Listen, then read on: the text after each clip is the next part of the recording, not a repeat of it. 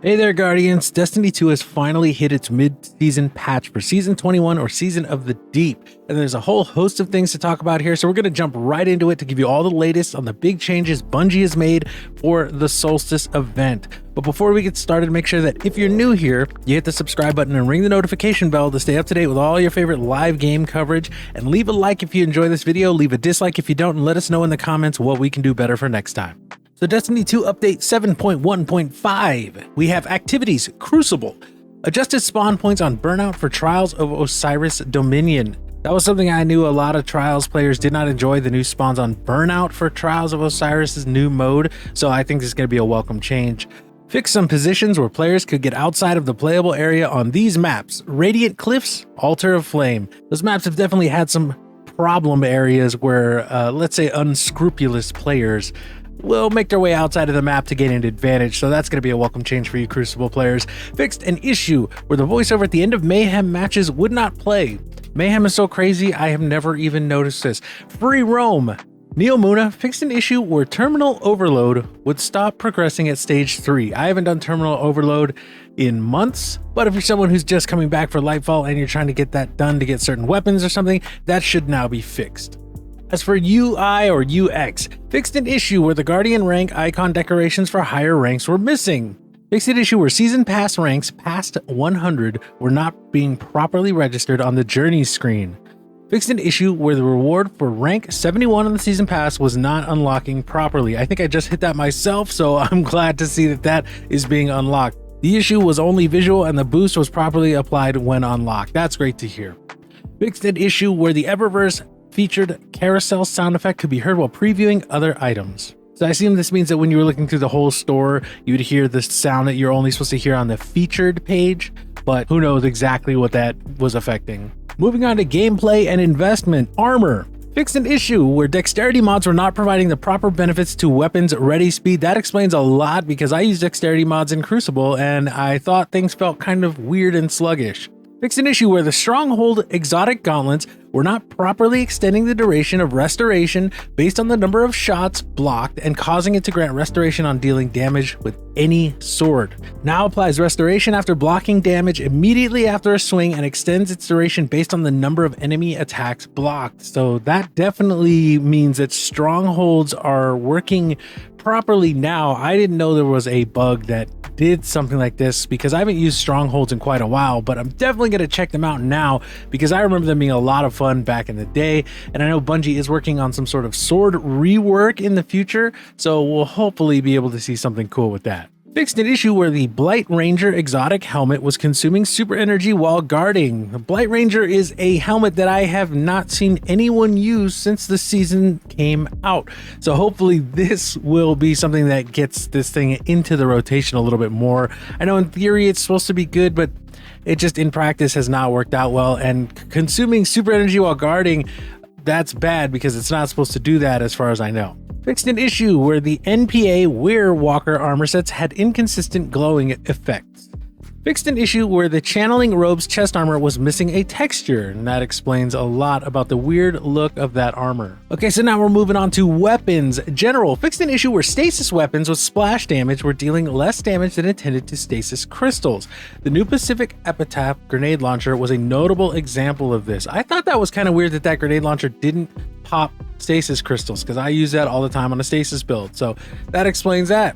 Fixed an issue where Season of the Deep's reprised Reckoning weapons would incorrectly apply a taken visual effect to their ornaments. This patch note has been updated to better address the issues fixed. A lot of people were confused about this when the patch came out yesterday. The clarification is that the Season of the Deep weapons were looking more like the non-taken version, if that makes sense. So if you put the spare rations ornament on the taken targeted redacted, it would make it look more like the spare rations, if I'm not mistaken. I think that's what they did. Fixed an issue where until its return legendary shotgun showed a slightly displaced glare. Fixed an issue where enhanced weapons could not apply nor preview memento shaders. Fixed an issue where the targeted redaction hand cannon was using the incorrect firing animation. The aggressive frame hand cannon was using the recoil pattern from a lightweight frame, giving it a marginally unintentional advantage. I haven't even used that hand cannon, but I can only imagine an advantage that you would get from an aggressive frame hand cannon having the recoil of a lightweight frame. Lightweight frames feel great, even though they're not super great because of their low range. They feel great because of that recoil pattern. So that explains why I did see a lot of people using a targeted redaction. And now we get into the nitty gritty of weapons. Pulse rifles at 0 aim assist reduce the auto aim angle by around 10%. Bows, lightweight, increased final accuracy by around 10%. Developer note: in the mid-season patch preview, we erroneously included a change to lightweight bow damage fall-off distance. Bows do not currently have damage fall-off, in large part due to an issue where they could fail to be hit scan at longer ranges. This can cause inconsistent hit registration, and so having them lose damage over time felt overly punishing. In Season 22, we have corrected the issue, and we preemptively set bows up to be able to have damage fall off, but it is not currently enabled. All right, so hopefully this helps out lightweight bows, because lightweight bows feel just terrible generally. I'm definitely going to get in there because I have some god roll lightweight bows that I've been saving in case they ever did get a buff, so hopefully this makes them feel a lot better. Submachine guns, precision. Improve the dynamic reticle for Shayura's Wrath when aiming down sights. Yeah, there is a special reticle going that they're kind of testing on Shayura's for other guns that are going to get this in the future. A lot of people did not like it, so hopefully this is a good improvement that kind of shows that they're aiming for something better in the future for all guns.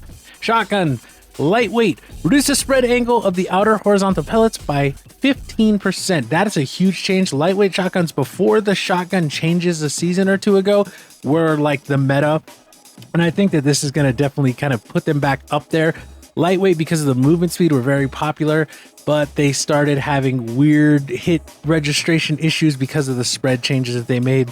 Hopefully this makes them a little more viable in Crucible, because I've got a few of those that I like to use as well. Exotics, Graviton Lance increased PvE damage by 67%, reduce the extra aim assist provided by the catalyst, reduce the damage dealt to players by Cosmology Explosion by 40%. Damage in PvE is unchanged. Graviton Lance, I did try this. This was the first thing I went in and did when I did my EAZ run yesterday. Felt incredible. And I would recommend, if you're a PvE player and you're looking for a strong primary, especially if you're like a Void Warlock with Nezarec, give this a try. It's absolutely going to just wreck face in PvE now, especially against minor enemies like Dregs, Thralls, even Acolytes. They just get melted. No time to explain. Reduced range stat by 10. I think this is going to be great. These aggressive pulses have been pretty strong, and especially No Time still has remained strong even after the last nerfs. So it's going to be a good balancing change. Fighting Lion fixed an issue where the Chimera perk on the Catalyst wasn't applying buffs to kinetic and power weapons. I felt this as someone who loves Fighting Lion and a hand cannon in the Crucible. That's been one of my go-to loadouts for years. This is part of what makes Fighting Lion a really great weapon for quick swapping in PvP, and I'm glad to see the Chimera perk is working again. The Navigator fixed an issue where the Catalyst perk timer was not showing in the buff tray. Cerberus +1, reduced damage to stasis crystals. Perks and traits. Gutshot Straight, reduced auto-aim penalty by 37.5%. That is a massive decrease, and hopefully it makes Gutshot Straight a little more viable. Slick Draw, reduced auto-aim penalty by 33%. And same thing for that. Gutshot Straight and Slick Draw are both kind of unusable as perks. I don't know a single person who used them, except for maybe like on an auto rifle for gut shot, but that's about it.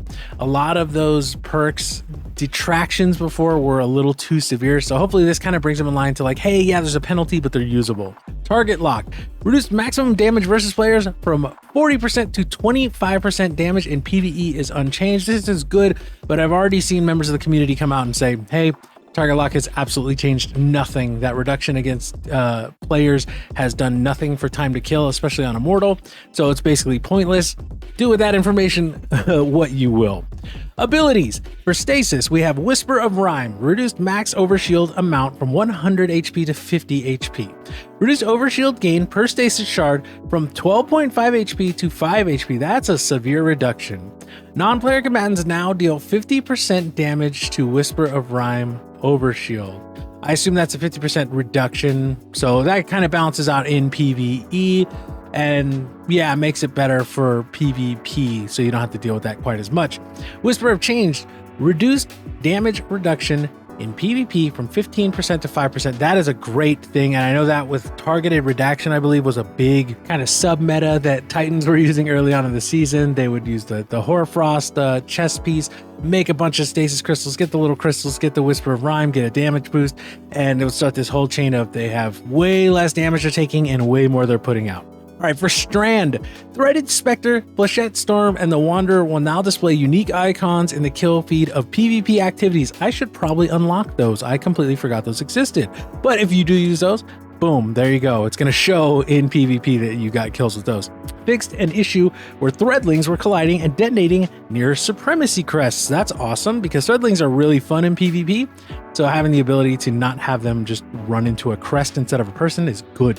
Fixed an issue where the Wanderer aspect erroneously showed the Threadling flyout tutorial. That's a weird bug, but glad they fixed it.